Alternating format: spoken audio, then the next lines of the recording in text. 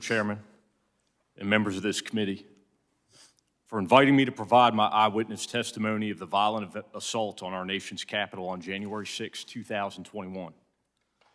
My name, for those of you who don't know, is Michael Fanone. And while I've been a sworn officer with the Metropolitan Police Department in Washington, D.C. for almost 2 decades, my law enforcement career actually began here in this building as a United States Capitol Police officer shortly after 9/11. In part because of the 2001 attack on our country by terrorists, I felt called to serve. As a Capitol Police officer, I was proud to protect this institution and dedicated members of Congress and their staff who work hard each day to uphold our American democracy. I remain proud of the work of the United States Capitol Police and MPD officers who literally commit their lives to protecting the safety of each of you and all of us in this room in our nation's capital. After leaving the United States Capitol Police, I became an MPD officer serving the residents of Washington, D.C. I have spent the majority of my nearly 20 years as a Metropolitan Police officer working in special mission units whose responsibilities include the investigation and arrest of narcotics traffickers and violent criminals. I've worked both as an undercover officer and a lead case officer in many of these investigations. In this line of work, it probably won't shock you to know that I've dealt with some dicey situations. I thought I had seen it all, many times over. Yet what I witnessed and experienced on January 6, 2021 was unlike anything I had ever seen, anything I had ever experienced or could have imagined in my country. On that day, I participated in the defense of the United States Capitol from an armed mob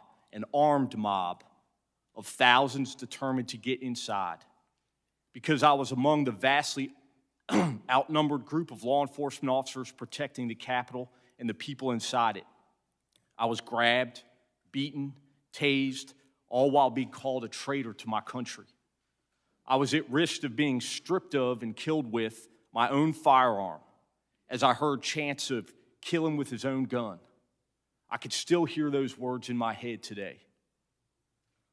Although I regularly deal with risky situations on the job, nowhere in my wildest imagination did I ever expect to be in that situation or sitting here before you talking about it. That experience and its aftermath were something that not even my extensive law enforcement training could prepare me for. I was just one of hundreds of local police who lined up to protect Congress, even though I had not been assigned to do that. Some had asked why we ran to help when we didn't have to. I did that because I simply could not ignore what was happening. Like many other officers, I could not ignore the numerous calls for help coming from the Capitol complex. I'm a plainclothes officer assigned to the 1st District's crime suppression team. But for the first time in nearly a decade, I put on my uniform. When my partner, Jimmy Albright, and I arrived at the Capitol around 3 that afternoon, it was like it was unlike any scene I had ever witnessed. Jimmy parked our police vehicle near the intersection of South Capitol Street and D Street in Southeast, and we walked to the Capitol, from there passing the Longworth House Office building. It was eerily quiet, and the sidewalks, usually filled with pedestrians, were empty. As we made our way to Independence Avenue, I could see dozens of empty police vehicles that filled the street, police barricades which had been abandoned, and hundreds of angry protesters, many of whom taunted us as we walked towards the Capitol building. Jimmy and I immediately began to search for an area where we could be of most assistance. We made our way through a door on the south side of the Capitol, walking then to the crypt and finally down to the lower West Terrace tunnel. It was there that I observed a police commander struggling to breathe as he dealt with the effects of CS gas that lingered in the air. Then I watched him collect himself, straighten his cap and trench coat adorned with its silver eagles, and return to the line. That commander was Ramey Kyle of the Metropolitan Police Department, and those images are etched into my memory, never to be forgotten. In the midst of that intense and chaotic scene, Commander Kyle remained cool, calm, and collected as he gave commands to his officers. "Hold the line," he shouted over the roar. Of course, that day, the line was the seat of our American government. Despite the confusion and stress of the situation, observing Ray's leadership, protecting a place I cared so much about, was the most inspirational moment of my life. The bravery he and others showed that day are the best examples of duty, honor, and service. Each of us who carries a badge should bring those core values to our work every day. The fighting in the Lower West Terrace Tunnel was nothing short of brutal. Here I observed approximately 30 police officers standing shoulder to shoulder, maybe 4 or 5 abreast, using the weight of their bodies to hold back the onslaught of violent attackers. Many of these officers were injured, bleeding, and fatigued, but they continued to hold the line. As I don't have to tell the members in this room, the tunnel is a narrow and long hallway. It is not the sort of space anyone would want to be pulled into hand-to-hand combat with an angry mob. Although the narrowness of the hallway provided what was probably the only chance of holding back the crowd from entering your personal offices, the House, and Senate chambers. In an attempt to assist injured officers, Jimmy and I asked them if they needed a break. There were no volunteers. Selflessly, those officers only identified other colleagues who may be in need of assistance. The fighting dragged on. I eventually joined the tactical line at the tunnel's entrance. I can remember looking around and being shocked by the sheer number of people fighting us. As my police body-worn camera shows, thousands upon thousands of people seemingly determined to get past us by any means necessary. At some point during the fighting, I was dragged from the line of officers and into the crowd. I heard someone scream, "I got one!" As I was swarmed by a violent mob, they ripped off my badge. They grabbed and stripped me of my radio. They seized ammunition that was secured to my body. They began to beat me with their fists and with what felt like hard metal objects. At one point, I came face to face with an attacker who repeatedly lunged for me and attempted to remove my firearm. I heard chanting from some in the crowd, "Get his gun," and "Kill him with his own gun." I was aware enough to recognize I was at risk of being stripped of and killed with my own firearm. I was electrocuted again and again and again with a taser. I'm sure I was screaming, but I don't think I could even hear my own voice. My body camera captured the violence of the crowd directed toward me during those very frightening moments.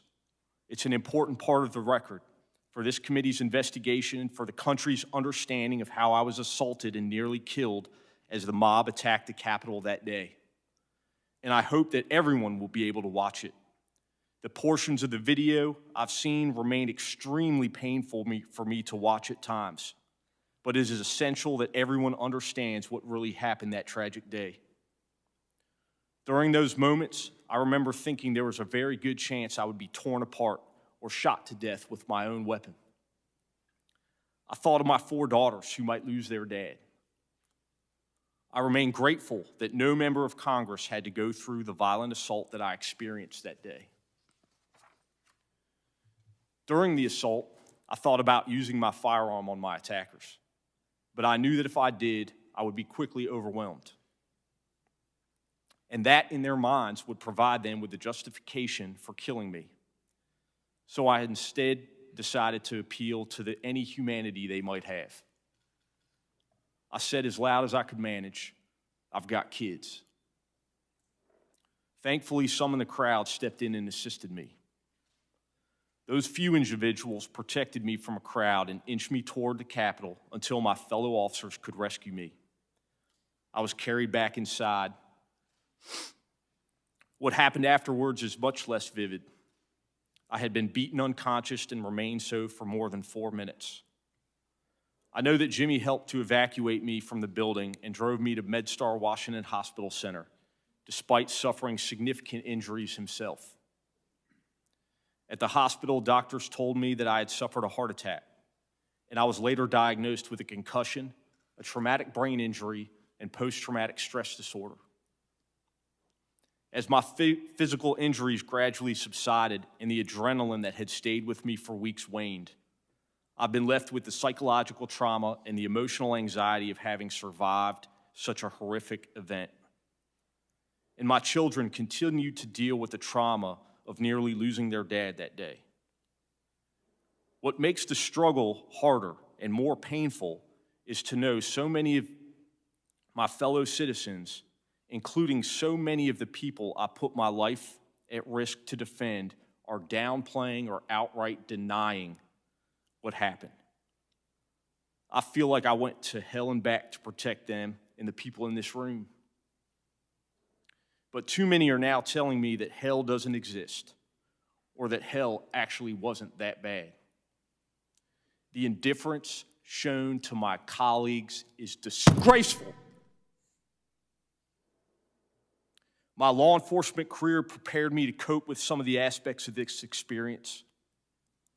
Being an officer, you know your life is at risk whenever you walk out the door, even if you don't expect otherwise law-abiding citizens to take up arms against you.